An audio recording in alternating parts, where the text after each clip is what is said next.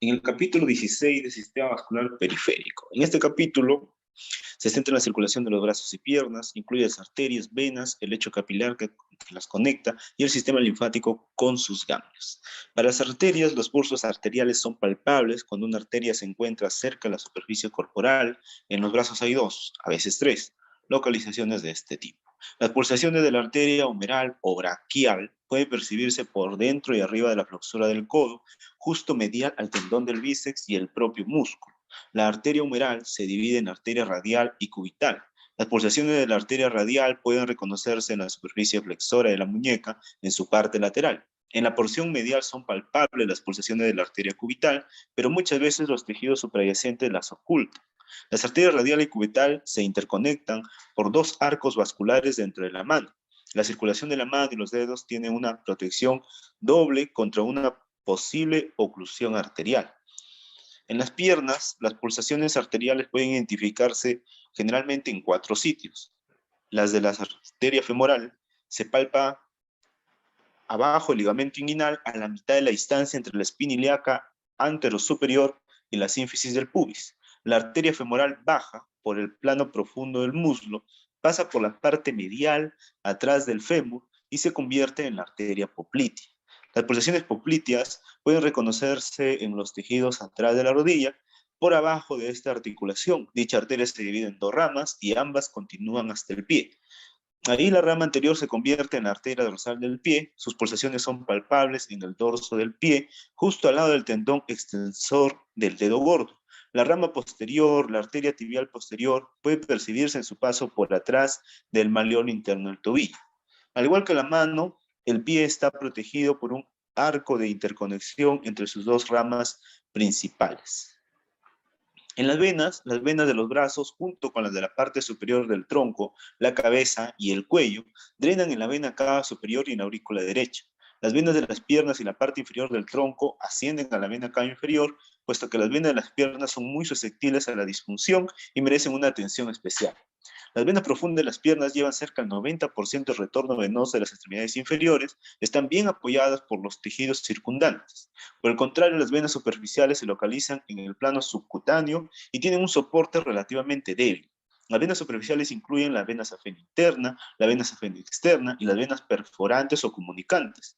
La primera se origina en el dorso del pie, que pasa justo frente al malleolo interno y luego asciende por la cara medial de la pierna para unirse al sistema venoso profundo, que es la vena femoral, abajo del ligamento inguinal. La segunda inicia en la parte lateral del pie y sube por la cara posterior de la pierna para unirse al sistema profundo en el hueso popliteo. Hay venas anastomóticas que establecen conexiones superficiales entre ambas venas safenas y cuando se dilatan son muy visibles. Las terceras unen el sistema de la safena con el sistema venoso profundo y las venas profundas, superficiales y comunicantes tienen válvulas unidireccionales. Estas permiten que la sangre venosa fluya del sistema superficial al profundo y al corazón, pero no en sentido contrario.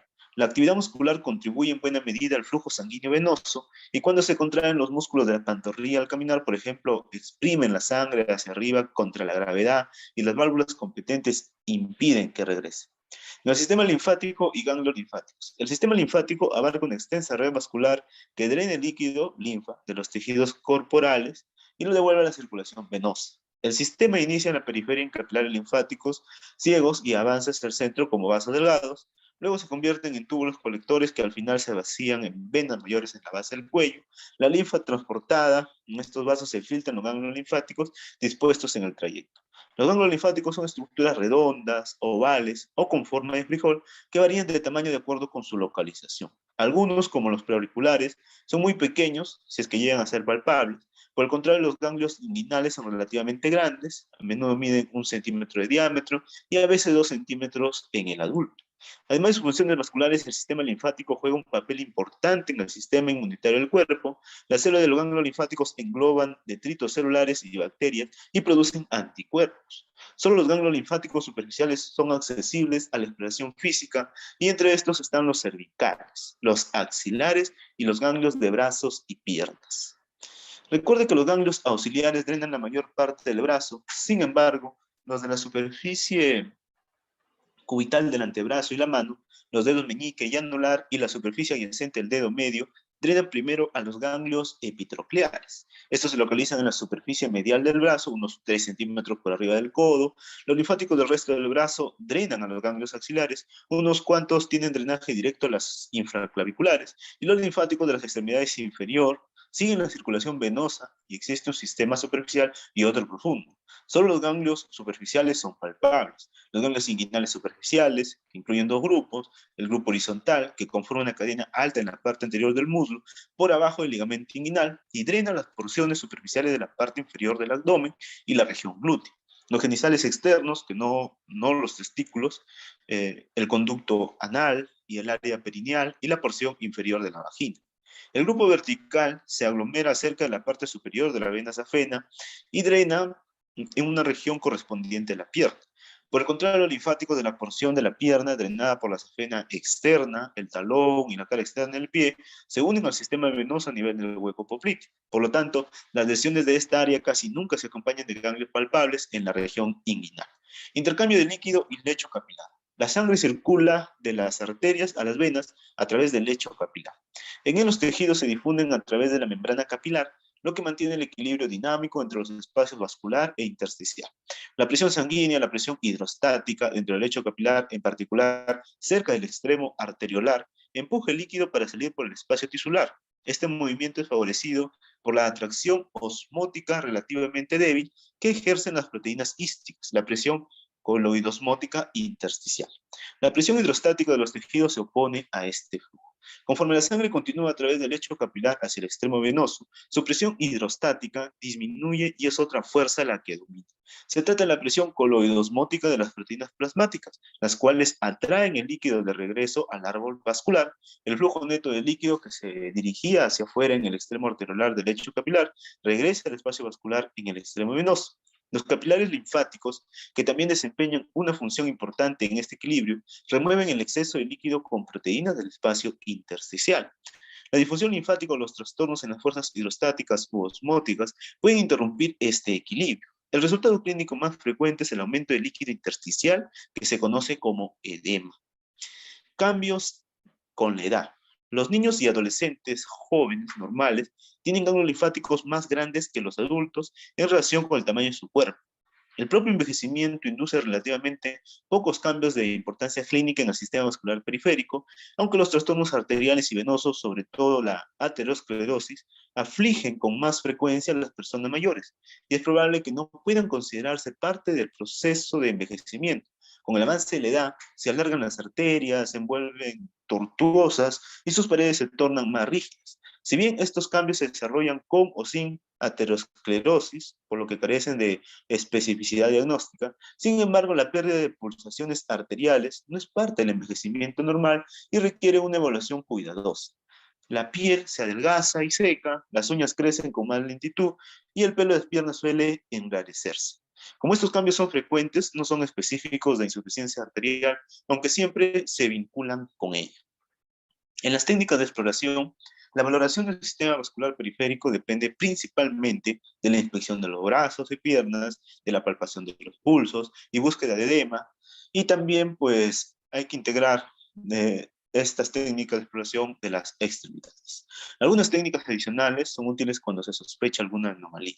En los brazos, revise ambos brazos, desde la punta de los dedos hacia los hombros, examine su tamaño, simetría, cualquier aumento de volumen, el patrón venoso, color de piel, los lechos unguiales, así como la textura de la piel. Palpe el pulso arterial con los pulpejos de los dedos sobre la parte lateral de la superficie flexora de la muñeca. La flexión parcial de la muñeca ayuda a percibir este pulso y compare los pulsos de ambos brazos. Los pulsos en este y otro sitio del cuerpo suelen describirse como aumentados, normales, disminuidos o ausentes. Si se observa una dilatación considerable de la arteria, se denomina aneurisma. Si sospecha insuficiencia arterial, palpe el pulso braquial, flexione un poco el codo del paciente y con el pulgar de su mano contraria, palpe la arteria, justo medial al tendón del bíceps en el pliegue antecubital. La arteria humeral también puede percibirse en un punto más proximal en el brazo, en la hendidura entre el músculo bíceps y tríceps. Palpe, vamos a ver. Ejemplos de anormalidades. El linfedema del brazo y la mano puede ser secundario a la disección de los ganglios axilares y la radioterapia. Las venas prominentes en un brazo edematoso sugieren obstrucción venosa. Y la enfermedad de Raynaud, donde los pulsos de la muñeca casi siempre son normales, pero el espasmo de las arterias más distales induce episodios de palidez bien delimitados en los dedos, como se muestra en la imagen. Bien, seguimos con técnicas de exploración. Palpe uno o más de los ganglios epitrocleares con el codo del paciente flexionado en 90 grados y mientras sostiene usted el antebrazo con su mano, coloque la otra mano atrás del brazo y encuentre la hendidura entre el bíceps y el tríceps, a unos 3 centímetros por arriba del epicóndilo medial. Si hay algún ganglio, valore su tamaño, consistencia y sensibilidad. Los ganglios epitrocleares son difíciles o imposibles de identificar en la mayoría de las personas normales. En las piernas, el sujeto debe estar acostado y cubierto para no exponer los genitales, pero sí las extremidades inferiores completas. Es imposible realizar una buena exploración a través de medias o calcetines. Impresione ambas piernas desde la ingle y las nalgas hasta los pies y observe el tamaño, simetría y cualquier aumento de volumen. El patrón venoso y cualquier crecimiento venoso. Pigmentación anormal, exantemas, cicatrices y úlceras. El color y textura de la piel, el color de los lechos unguiales y la distribución del pelo en las piernas, pies y dedos. Palpe los ganglios inguinales superficiales, incluidos los grupos horizontal y vertical, y registre su tamaño, consistencia y notoriedad, así como cualquier ganglio sensible. Y es frecuente hallar ganglios inguinales insensibles y discretos hasta de 1 e incluso 2 centímetros en las personas normales. Bien, en un ejemplo de anormalidades, el crecimiento del ganglio epitroclear puede ser consecutivo a una lesión en su área de drenaje o ser parte de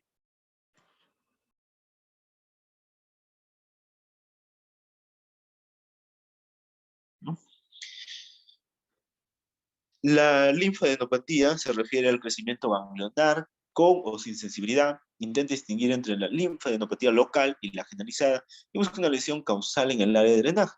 En el primer caso, o crecimiento ganglionar en por lo menos 2 regiones ganglionares, mas no contiguas en el segundo. Palpe los pulsos para valorar la circulación arterial. Bien, el pulso femoral presione con fuerza abajo del ligamento inguinal y a la mitad de la distancia entre la espina ilíaca anterior superior y la sínfisis del pubis. Al igual que en la palpación abdominal, el uso de las dos manos, una sobre la otra, facilita la exploración, sobre todo en pacientes obesos. El pulso popliteo, la rodilla del paciente debe estar un poco flexionada, con la pierna relajada, y coloque las puntas de los dedos de ambas manos de tal forma que se encuentre en la línea media posterior de la rodilla y presione en los planos profundos de la fosa poplitea. Muchas veces el pulso popliteo es más difícil de encontrar que otros, es más profundo y se percibe de forma más difusa. En ejemplo de anormalidades, la disminución o ausencia de un pulso indica oclusión arterial proximal parcial o completa, por ejemplo, un pulso femoral disminuido o ausente, sugiere enfermedad a nivel aórtico o ilíaco. Todos los pulsos distales a la oclusión se alteran. La oclusión arterial crónica produce claudicación intermitente, cambios de color con la posición y cambios tróficos en la piel. La causa más frecuente es la arteriosclerosis obliterante, en la cual las placas adiposas, ateromatosas, impiden el flujo arterial. Un pulso femoral amplio y exagerado hace pensar en un aneurisma femoral, una dilatación patológica de la arteria. Un pulso popliteo amplio y exagerado sugiere un aneurisma en la arteria poplitea. Ni los aneurismas flopitídeos ni los femorales son comunes, por lo general son secundarios a aterosclerosis y se presentan principalmente en varones mayores de 50 años. Seguimos con las técnicas de exploración. Si no se puede sentir pulso popliteo con esta técnica, intente con el paciente en posición prona. Flexione la rodilla del individuo unos 90 grados, permita que la pierna se relaje contra su hombro o brazo y presione con ambos pulgares en la fosa poplitea. El pulso dorsal del pie, palpe el dorso del pie, no del tobillo, justo al lado del tendón extensor del dedo gordo. Tendón extensor del dedo gordo. Si no puede percibir el pulso, explore el dorso del pie en una zona más lateral. El pulso tibial posterior, flexione sus dedos y colóquelos atrás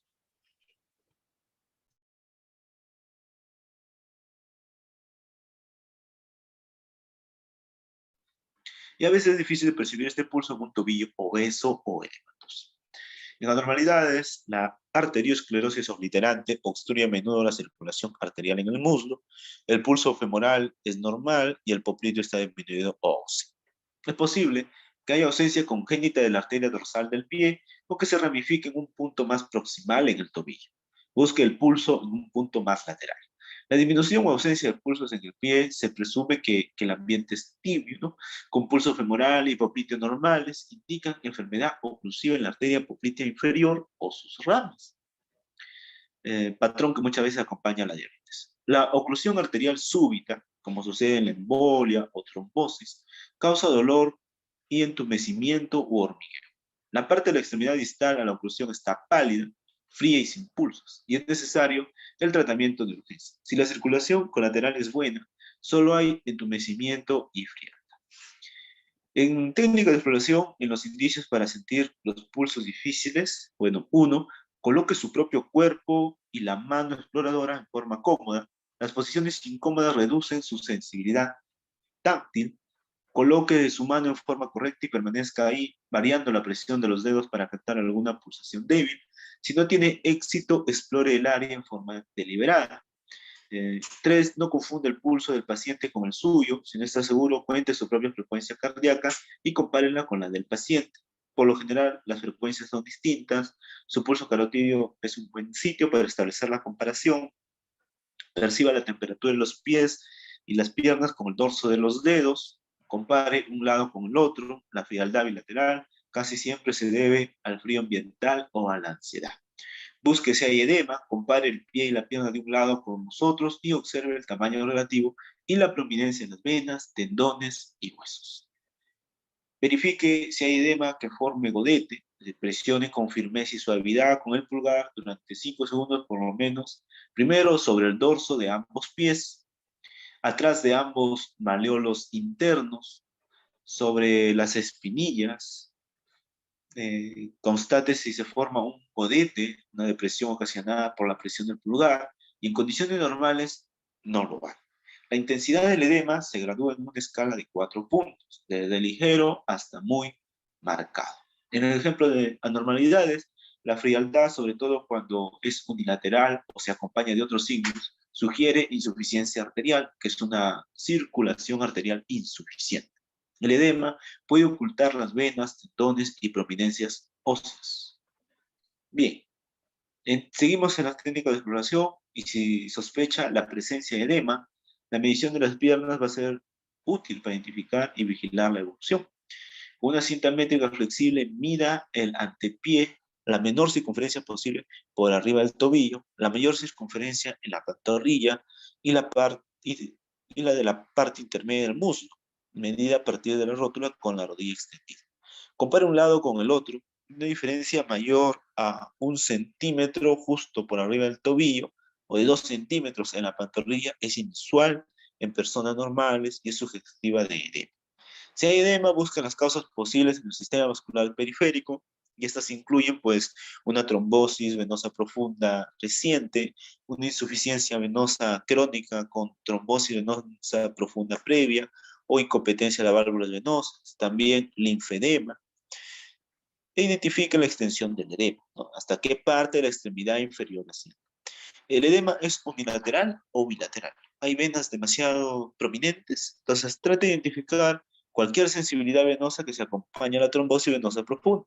Palpe la ingle, justo medial al pulso femoral, en busca de sensibilidad de la vena femoral. Y enseguida, con la rodilla del paciente flexionada y la pierna relajada, pues palpe la pantorrilla con los pulpejos, comprima suavemente los músculos de la pantorrilla contra la tibia e identifica la presencia de sensibilidad o cordones. Sin embargo, es posible que la trombosis venosa profunda no evidencie signos demostrables y el diagnóstico depende con frecuencia de la sospecha clínica y de otras pruebas. Para ejemplos de anormalidades, abajo se muestra un caso de edema a 3 cruces con signo de godete positivo. Y bueno, algunos trastornos como la atrofia muscular también pueden causar diferencias en los perímetros de las piernas. En la trombosis venosa profunda, la extensión del edema indica la localización de la oclusión. En la pantorrilla, cuando el edema se ubica en la pierna o tobillo, y en las venas iliofemorales cuando se afecta toda la extremidad inferior. La distensión venosa sugiere edema de causa venosa. Y si la pierna está hinchada, pálida y dolorosa con sensibilidad de la vena femoral, pues el cuadro clínico indica trombosis iliofemoral, la sensibilidad y la palpación de cordones en los tejidos profundos de la pantorrilla nos hacen pensar en trombosis venosa en este sitio. Sin embargo, la sensibilidad en la pantorrilla puede presentarse sin trombosis. En las técnicas de exploración, observa el color de la piel, ¿no? Hay una zona local de enrojecimiento, si es así, valore temperatura, e intente sentir el cordón firme de una vena trombosada en el área. Por lo regular, se afecta la pantorrilla. Hay áreas parduzcas cerca de los tobillos, detecte cualquier úlcera en la piel que se encuentra, palpe el grosor de la piel, solicita al individuo que se ponga de pie y examine el sistema de la safena en busca de varicosidades. La postura vertical permite que cualquier varicosidad se llene con sangre y la hace visible, y es fácil que pase inadvertida cuando el paciente está en posición supina. Palpe las varicosidades y detecte signo de tromboflebitis. Entonces, en las anormalidades, el edema, enrojecimiento y calor local, más un cordón subcutáneo, sugiere tromboflebitis superficial. Un color parduzco o úlceras justo por arriba del tobillo indican insuficiencia venosa crónica.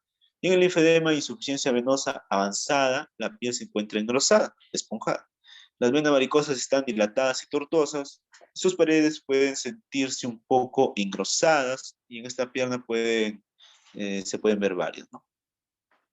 En las técnicas de exploración hay que evaluar la evaluación de la competencia de las válvulas venosas con la prueba de llenado retrógrado o Trendelenburg. Se puede valorar la competencia valvular en las venas comunicantes y en el sistema de la safena.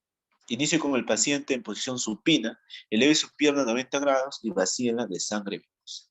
A continuación, ocluya la vena safena interna en la parte alta del muslo con la compresión manual, aplicando la presión suficiente para ocluir la vena, pero no los vasos más profundos. Pide al paciente que se ponga de pie mientras mantiene la vena ocluida. Observe el llenado venoso en la pierna. Lo normal es que la vena safena se llene desde abajo y que tarde cerca de 35 segundos a medida que la sangre fluye a través del lecho capilar hacia el sistema venoso. Después que el paciente permanece de pie durante 20 segundos, libere la compresión y busque cualquier llenado venoso súbito adicional. Lo normal es que no lo haya. Las válvulas competentes en la vena safena bloquean el flujo retrógrado. Debe continuar el llenado venoso lento. Cuando ambas etapas de esta prueba son normales, la respuesta se denomina negativa-negativa. También puede haber respuestas positiva-negativa y negativa-positiva. Evaluación del paciente en cama. Las personas que están confinadas a la cama, especialmente cuando muestran emaciación, si son ancianos o tienen daño neurológico, son muy susceptibles al daño y ulceración cutánea. Las úlceras por presión se producen cuando la compresión sostenida oblitera el flujo sanguíneo arteriolar y capilar de la piel. Las úlceras también son resultado de la fuerza de cizalla que se creen con los movimientos corporales, cuando una persona se desliza sobre la cama, desde la posición sedente, por ejemplo, o se le arrastra en lugar de levantarla desde la posición supina. Los movimientos distorsionan los tejidos blandos de la región glútea y cierran las arterias y arteriolas de la zona. La fricción y la humedad incrementan más aún el riesgo. Valore a todo paciente susceptible examinando con cuidado la piel que cubre el sacro, nalgas, trocánteres mayores, rodillas y talones. Gira el sujeto hacia un lado para revisar el sacro y los glúteos. También use la posición lateral para evaluar la presencia de edema sacro. Presione con firmeza el sacro durante 5 segundos, por lo menos, y verifique si se forma un conecte. Si es así, revise otras áreas en la parte alta de la espalda.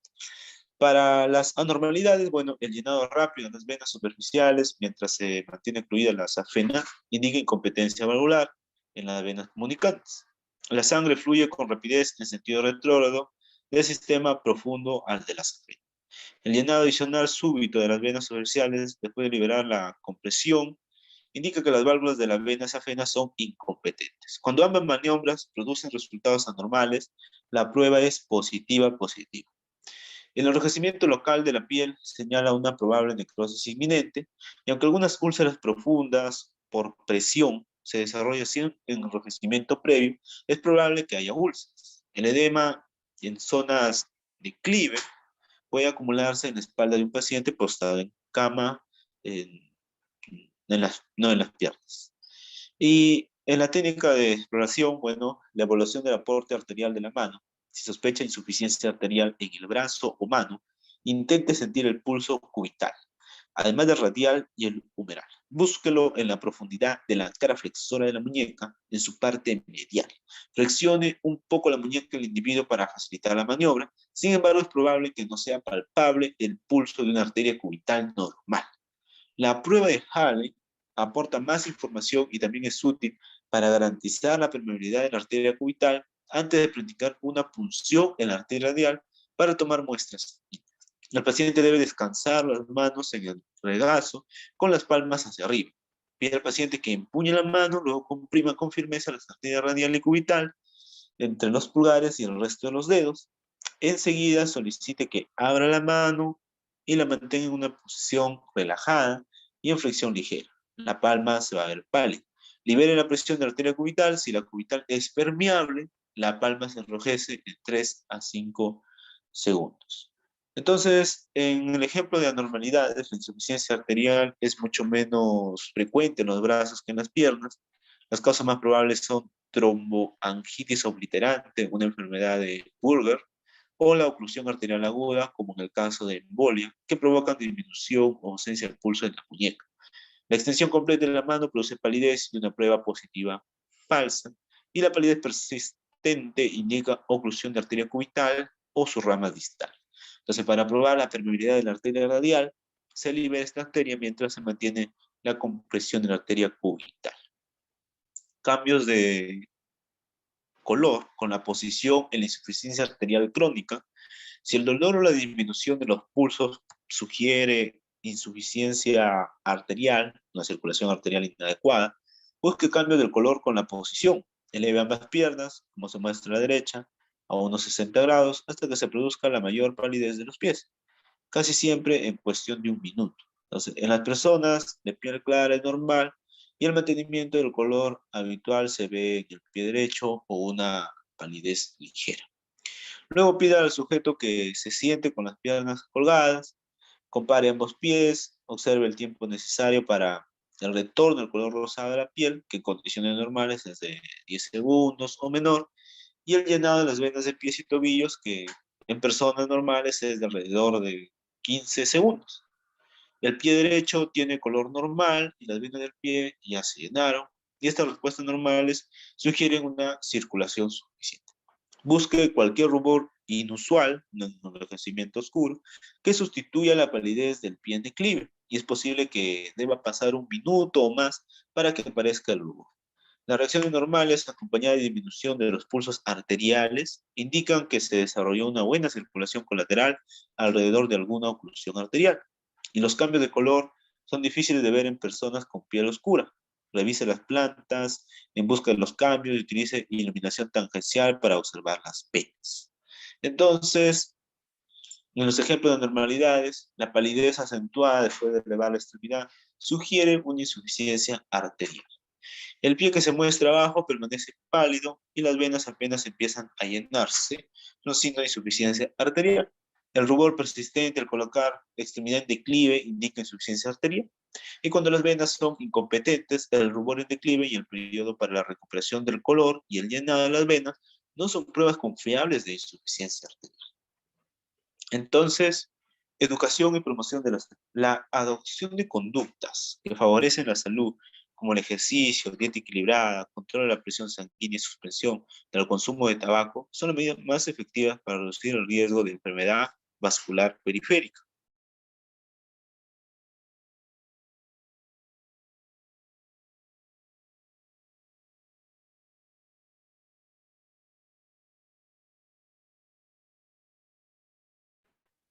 Las recomendaciones de detección rutinaria para la población general se limitan a la palpación de los pulsos periféricos e inspección de las extremidades inferiores y los pies.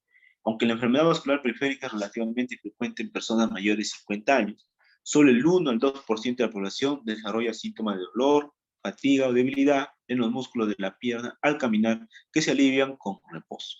Es más probable que los síntomas se produzcan en fumadores, sobre todo en pacientes diabéticos, quienes sufren más de la mitad de las amputaciones. Los médicos deben establecer fechas de renuncia a los fumadores y revisar las estrategias para ayudar a interrumpir el consumo de tabaco. Los pacientes con diabetes deben buscar el control óptimo de la glucemia y asumir medidas para mantener un buen cuidado de los pies. Inspección diaria de los pies en busca de lesiones o úlceras cutáneas, zapatos con ajustes adecuados y un corte regular de las uñas por parte de un podiatra.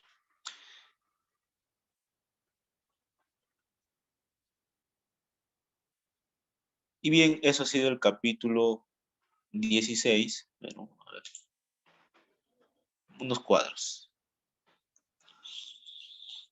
Insuficiencia crónica de arterias y venas. Insuficiencia arterial crónica avanzada y la insuficiencia venosa crónica avanzada.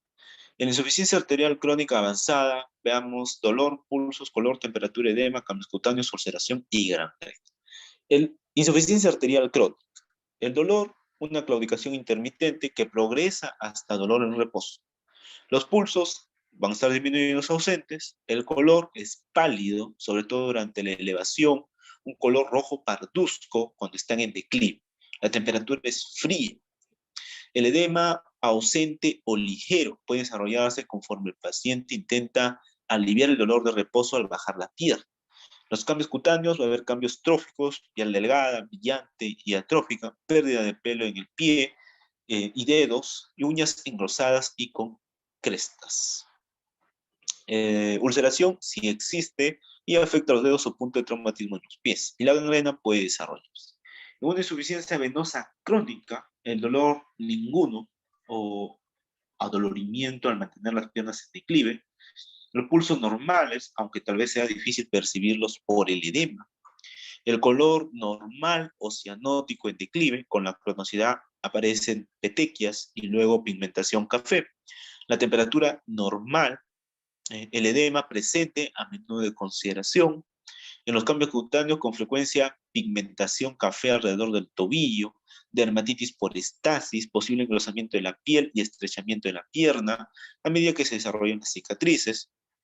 Ulceración, si existe, se desarrolla a los lados del tobillo, particularmente en la cara medial, y gangrena no se desarrolla en una insuficiencia venosa crónica. Entonces, en las úlceras frecuentes de pies y tobillos tenemos una úlcera neuropática, úlcera por insuficiencia arterial y por insuficiencia venosa crónica. Entonces, veamos, localización, piel alrededor de la úlcera, dolor, gangrena relacionada y signos concomitantes. Empezamos por insuficiencia arterial. Localización, insuficiencia arterial, localizado en dedos, pies o tal vez en área de traumatismo. Piel alrededor de la úlcera, en insuficiencia arterial, sin callo ni exceso de pigmento y puede estar atrófica. El dolor suele ser intenso, a menos que la neuropatía lo enmarasque. La gangrena relacionada puede estar presente y los signos concomitantes, disminución de pulsos, cambios tróficos, palidez del pie al elevarlo, rubor oscuro con la extremidad en declive. En insuficiencia venosa crónica, vas a tener la localización en la cara interna, a veces externa del tobillo, piel alrededor de la úlcera, pigmentada, en ocasiones fibrótica. El dolor no es intenso, la gangrena resonada ausente, los signos concomitantes, edema, pigmentación, dermatitis por estasis, posible cianosis del pie al estar en declive. Úlcera neuropática, localización, puntos de presión en áreas con hiposensibilidad, como en la polineuropatía diabética. Piel alrededor de la úlcera, callosa, el dolor ausente, por lo que la úlcera puede pasar inadvertida. La gangrena relacionada, no hay en la úlcera neuropática, no complicada. En los signos concomitantes, disminución de la sensibilidad, ausencia de sacudidas del tobillo. Mecanismos y patrones del edema. Pues bien, las causas del edema pueden dividirse en dos grupos generales: causas sistémicas, que incluyen insuficiencia cardíaca congestiva, hipoalbuminemia y retención renal excesiva de sal y agua, y causas locales, como la estasis venosa, la estasis linfática, hiposición de declive prolongada, el aumento de la permeabilidad capilar, que puede ser de distribución local o general. Entonces, una insuficiencia cardíaca congestiva, derecho, el mecanismo del edema, la disminución de la capacidad cardíaca para bombear la sangre venosa en sentido anterógrado, eleva la presión hidrostática en las venas y capilares, lo que ocasiona congestión y pérdida de líquido hacia los tejidos. La distribución del edema aparece primero en las áreas de declive, donde la presión hidrostática es mayor, pies y piernas, y cuando el paciente está en cama, la parte baja de la espalda es la zona inferior y ahí se acumula el edema. Otros signos posibles: elevación de la presión venosa y yugular, crecimiento y sensibilidad hepáticos, cardiomegalia, presencia de S3. La hipoalbuminemia. El mecanismo del edema, la menor presión coloidosmótica en el plasma, pues permite la salida excesiva del líquido hacia el espacio intersticial y permanece ahí. Las causas incluyen cirrosis, síndrome nefrótico y desnutrición grave. La distribución del edema: el edema inicia en los tejidos subcutáneos laxos de los párpados, sobre todo después que el sujeto se acueste en la noche, pero también puede aparecer primero en los pies y piernas. Muchas veces se desarrolla primero la ascitis en la cirrosis, y cuando la cirrosis avanza más, el edema se generaliza. Y otros signos posibles tenemos el nivel sérico del albúmina bajo, signos de enfermedad hepática crónica como ascitis, angiomas en araña e ictericia. Y los signos del síndrome nefrótico varían con la causa. Retención renal excesiva de sal y agua. El mecanismo del edema: los riñones inician el edema porque retienen demasiada sal y agua, una parte de las cuales pasa al espacio intersticial. Los fármacos como los corticosteroides, estrógenos y algunos antihipertensivos provocan esta situación. Y en la distribución del edema, por lo general, inicia en las áreas de declive y puede generalizarse. Y otros signos posibles casi nunca hay. Estasis venosa secundaria a obstrucción o insuficiencia. Bueno, mecanismo: la tromboflebitis puede bloquear el drenaje venoso, las válvulas venosas se dañan en la tromboflebitis o se vuelven incompetentes por las varicosidades venosas. Es menos frecuente que las venas se compriman desde el exterior, como en caso de un tumor o fibrosis. De cualquier forma, la presión hidrostática se eleva en las venas y capilares, lo que produce pues una pérdida excesiva de líquido hacia los tejidos. ¿Qué sucede? El edema se limita al área del bloqueo, a menudo una pierna con menor frecuencia, ambas piernas o un brazo, y el bloqueo de la vena cava superior puede ocasionar edema en toda la parte superior del cuerpo. Edema y aumento de la turgencia del tejido local cuando están afectadas venas grandes, como la vena cava superior o la iliofemoral. Hay un patrón de vena dilatada visible, signo de insuficiencia venosa, y bueno. Estasis linfática, linfedema. En el linfedema, el mecanismo, bueno, vamos a tener que es posible que haya alguna anomalía congénita en las vías biliares o que se obstruya por un tumor, fibrosis o inflamación. La distribución es local, suele afectar una o ambas piernas. Desde la disección glandular y radioterapia de la axila puede desarrollar linfedema de un brazo. Y otros signos: bueno, piel indurada en el área afectada, excepto en las fases iniciales. El linfedema característico no forma godete. Edema ortostático: vamos a tener que el mecanismo, la permanencia prolongada de pie o sentado sin la actividad muscular suficiente que promueve el flujo venoso, eleva la presión en las venas y capilares, y por lo que aumenta la salida de líquido al espacio intersticial. La distribución son las áreas de declive, por ejemplo las piernas, y otros signos ninguno, ¿no? Realiza un buen interrogatorio sin incluir viajes largos. La gente que se levanta después de un reposo prolongado, en cama, presenta una susceptibilidad especial transitoria al edema ortostático. Y el aumento de la permeabilidad capilar, donde el mecanismo, cuando se incrementa la permeabilidad capilar, las proteínas pues se fugan hacia el espacio intersticial y se eleva la presión coloidosmótica en ese compartimiento, lo cual atrae líquido. Y las causas varían, pero incluyen quemaduras, mordeduras de serpientes y alergias, y casi siempre local, y según sea la causa puede ser generalizada. Otros sinónimos: algunas causas periféricas del edema: edema ortostático, linfedema, lipedema, insuficiencia venosa crónica. Entonces, en el edema ortostático vamos a ver proceso, naturaleza del edema, engrosamiento de la piel, ulceración, pigmentación, edema del pie, bilateralidad. El proceso es un edema por bipedestación o posición sedente prolongada. La naturaleza del edema es blando, forma godete a la presión, engrosamiento de la piel ausente, ulceración ausente, pigmentación ausente, edema de pie presente, el edema, y la bilateralidad siempre. En el caso del linfedema, el proceso es una obstrucción linfática. La naturaleza del edema es blando al principio y se torna duro y sin godete. El engrosamiento de la piel se vuelve marcado, la ulceración es rara, la pigmentación está ausente, el edema del pie está presente, incluidos los dedos, y la bilateralidad es con frecuencia. El lipedema, proceso, depósito de grasa en las piernas, no es edema real. La naturaleza del edema es mínimo, si hay, engrosamiento de la piel ausente, ulceración ausente, pigmentación ausente, edema del pie ausente, y la bilateralidad es siempre bilateralidad. Insuficiencia venosa crónica, el proceso de una obstrucción crónica o incompetente valvular de las venas profundas. La naturaleza del edema es blando, forma godete con la presión, luego puede tornarse esponjado duro. El engrosamiento de la piel puede estar presente, sobre todo cerca del tobillo. La ulceración es frecuente, la pigmentación es frecuente, el edema del pie a menudo está presente y la bilateralidad es ocasional. Y eso fue todo respecto al capítulo 16, capítulo 16. Nos vemos.